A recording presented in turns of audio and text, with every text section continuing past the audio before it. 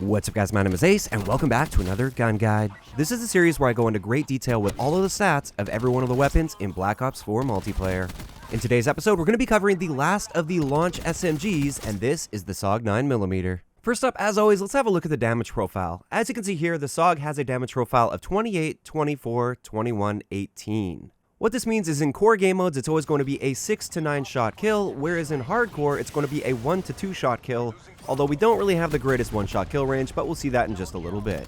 Our rate of fire with the Saug 9mm is very good at 909 rounds per minute. This is quite high, which gives us a pretty decent time to kill at 330 milliseconds within the 6-shot kill range, 396 milliseconds in the 7-shot kill range, then it starts to drop off quite a bit, 462 milliseconds in the 8-shot kill range, and finally it is quite slow in the 9-shot kill range at 528 milliseconds. As long as you're keeping yourself within that 6 to 7 shot kill range with the Saug 9mm, you get a great time to kill considering that's without attachments. You don't even need attachments to get a solid time to kill. With a specific attachment though, which we'll be covering in a little bit, you can actually get a ridiculous time to kill potential. This is with the dual wield operator mod, and as you can see here, we get a time to kill potential of 165 milliseconds up close. And even at the longest ranges, assuming you could hit all of your shots in a row, which you simply can't, it would be 264 milliseconds. So this gun kills nearly instantly when you're using the operator mod, and like I said, I'll be going into much greater detail with the operator mod in just a little bit. Taking a look at the Saug versus body armor, it doesn't fare so well. From 0 to 10 meters, body armor will require you to take 1 extra shot to kill an enemy. However, beyond 10 meters, it's going to take you 2 extra shots to kill with the Saug. Also keep in mind there is no option to use FMJ with this gun, and therefore that is one of the big downsides of the Saug 9mm. People with armor are generally going to come out on top unless you're really close to them.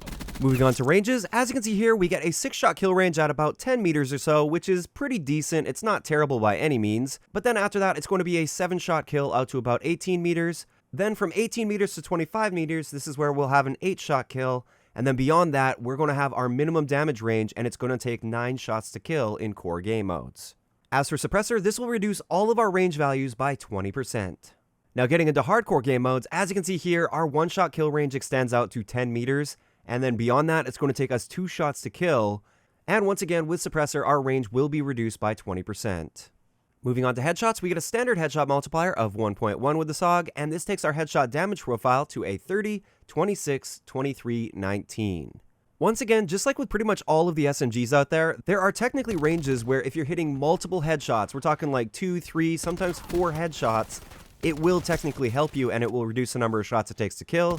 But when you look at the recoil of the gun and the idle sway and the rate of fire and everything, that's simply not practical, and therefore I would say with the Saug, don't worry about headshots. Generally speaking, you're better off just shooting for the body.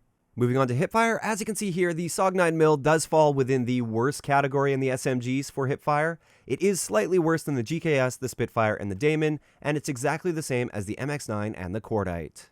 Also keep in mind, unlike many of the SMGs, the Saug 9mm does not have the option to use laser sight. This brings us to idle sway, and as you can see here, there is definitely some noticeable idle sway with the Saug 9mm. It's pretty much average for the SMGs, and basically what this means is at those longer ranges, it's not really good when it comes to the first shot accuracy. Getting into recoil, as you can see here, the Saug does have what I would call high recoil, but it is also relatively manageable and predictable. It will always start by kicking to the left, and then it will start veering a little bit to the right. Once you learn this pattern, it's relatively easy to control, and you can pick people off at a decently long distance with the Saug. Now, if you want to improve that, there's always the grip attachment, and as you can see here, the grip actually reduces your recoil by a very noticeable amount. It definitely keeps things contained a lot better, and it will help you control this recoil a lot easier as well. Getting into our magazine capacity, as you can see here, we get a pretty solid magazine capacity at 36 rounds with 108 total starting ammo, and with the Saug we have no option to use extended mags or hybrid mags. As for our reload add time, which is the amount of time it takes to reload without any unnecessary animations, as you can see here, it reloads pretty fast at 1.27 seconds. This is one of the fastest reloading SMGs. Now, if you wanted to increase that even more, with FastMag, you can reduce that all the way down to 0.72 seconds, which is ridiculously fast. And you can take it one step further. If you use the FastMag 2 attachment, then you'll get that 0.72 second reload. But in addition to that, every second reload will be literally instant. I definitely feel that Fast Mag 2 is complete overkill and not necessary on this gun, but if you're looking for the fastest reload possible, then that's the way to go. This brings us into our handling and mobility stats, and the Saug 9mm is quite special. It has the fastest aim down sight time in the SMG category. For some reason, it has a 200 millisecond aim down sight time, whereas basically all of the other SMGs have a 250 millisecond aim down sight time. So it is definitely faster, and with quick draw, you can reduce that even further down to about 160 milliseconds. As for our sprint out time, once again, we have the fastest sprint out time in the SMG category at 200 milliseconds without Gung Ho, and with Gung Ho, you can reduce that down to 125 milliseconds, or just like with any of the other guns, when you're using Gung Ho, if you break your sprint by aiming down sight, your sprint out time will be completely eliminated. Our movement speed with the Saug is standard for SMGs at 100%, and our aim down sight strafe speed is also standard and quite fast at 80%, but we also have the option to use both of the stock attachments. With stock 1, our aim down sight strafe speed will be increased all the way up to 90%, and with stock 2, we can bump this up to 100%, so therefore you can actually move at the same speed while aiming down sight compared to walking around without aiming down sight. Another benefit I should mention with stock 2 is this allows you to drop shot without going into hipfire, so you can remain aiming down sight while drop shotting, which can be very effective as well. But just know it also gives you a noticeable boost to your aim down sight strafe speed. And with that, that pretty much covers all of the important stats for the Saug, but now it's time to have a look at the operator mod, which in this case is dual wield. This allows you to have one Saug in each hand, which does eliminate your ability to aim down sight and be accurate, but it also allows you to have two guns and therefore essentially half the time to kill. Now with this, I did do the testing. You have the exact same damage profile as well as the exact same range profile as the standard Saug. And our rate of fire with each one of the Saugs is also identical to having just one Saug. It's just that you now have two, which effectively doubles your rate of fire. Like I said at the beginning of the video, this cuts your time to kill essentially in half. You get a 165 millisecond time to kill up close, and then even at the longer ranges, assuming you could hit all of your shots, it would drop off to just 264 milliseconds, which is insanely fast. If you play it right and you keep yourself up close and personal with these, you will absolutely melt people and they'll have no chance whatsoever. 165 milliseconds is a ridiculously fast time to kill in this game. But of course, you do have to keep in mind you are limiting yourself in some ways because you can't aim down sight, and therefore you essentially have to treat this as though it's a shotgun. As for the hipfire spread, I was actually quite surprised to see, at least in the console build of the game, the hipfire spread is the same when using dual wield as using a single Saug.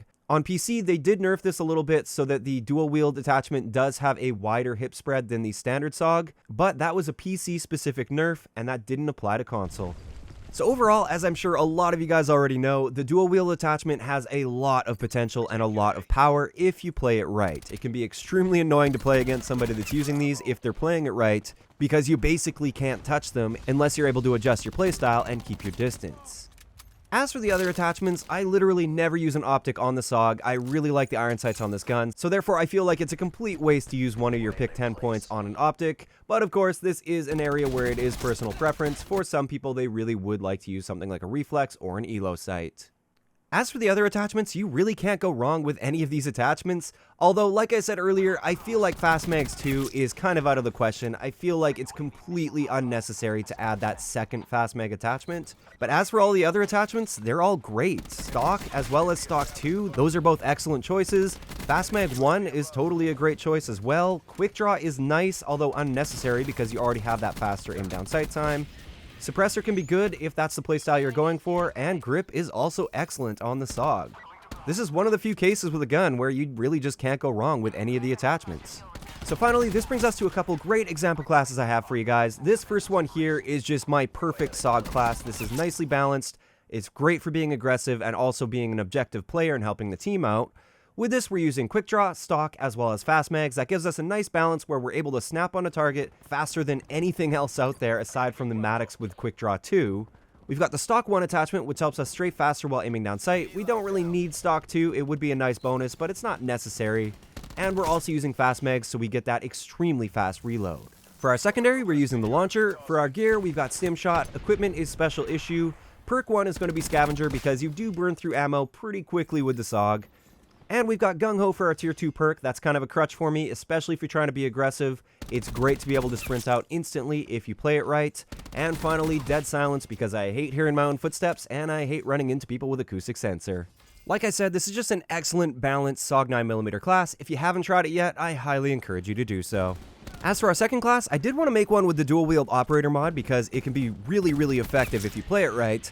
With this, obviously, we're using that dual wield operator mod. We've also got suppressor and fast mags. Now, the reason I use suppressor on this is since your rate of fire is so high and your time to kill is so fast, it often doesn't matter if you reduce your ranges a little bit because you're still going to be melting people nearly instantly. So it's nice to stay off the radar at the same time. And fast mag is just great, especially with the dual wield, because sometimes that can screw you over a little bit with your reloads. Our gear on this is going to be acoustic sensor. That way you can hear people a lot more effectively, and anybody that approaches you without dead silence, they'll be popping up on your minimap very clearly for you. And once they get close quarters, you'll absolutely dominate them with this setup. Our equipment, once again, is special issue. Perk 1 is going to be scavenger just like the first class, but I would say it's even more important on this class because with the dual wield, you will run out of ammo so quickly. After just a few gunfights, you'll most likely be out of ammo if you're not using scavenger, and therefore I would say it's an absolute must-have with this particular setup. Once again, on top of that, we are going to be using Gung Ho as well as Dead Silence because they're both just excellent if you're trying to be aggressive, and especially if you're trying to be stealthy with the suppressor. This class setup can be a ton of fun to use. You're probably going to make a lot of people angry while using it as well. There's probably even going to be some people upset at me in the comment section below for sharing a class like this. But I just find that it is so much fun, and it's a great change of pace if you're bored of just playing with the standard sort of setups. Now, in the last episode, I included a class for hardcore game modes. I'm not going to be doing that with the Saug because I simply don't recommend using this gun in hardcore modes. Like I said earlier, it's got a very short one-shot kill potential in hardcore, and when you add the fact that you can't use FMJ on this class, and a lot of people are using body armor in hardcore, you're just going to be getting a ton of hit markers with this gun. And while everything is technically usable in hardcore modes, the Saug 9mm is just outclassed by basically all of the other SMGs. So with that, we're going to wrap up today's gun guide on the Saug 9mm. As always, I'd like to know in the comment section below, what do you guys think about this gun? Do you think it's a good SMG, a bad SMG? Are you somewhere in between? Just let me know what you guys are thinking. Personally, I think the Saug is one of the best SMGs in the game. As long as you keep yourself up close and personal like you should be with an SMG, you'll generally be dominating with the Saug. Now, if you guys have missed any of the previous episodes of Gun Guides, I've now covered most of the primary weapons. We've just got sniper rifles to do, as well as shotguns and pistols. I will leave a link to the playlist down below. If you enjoyed the video, a like rating is always appreciated, and don't forget to subscribe for more if you haven't already. I'll talk to you guys next time. Yeah.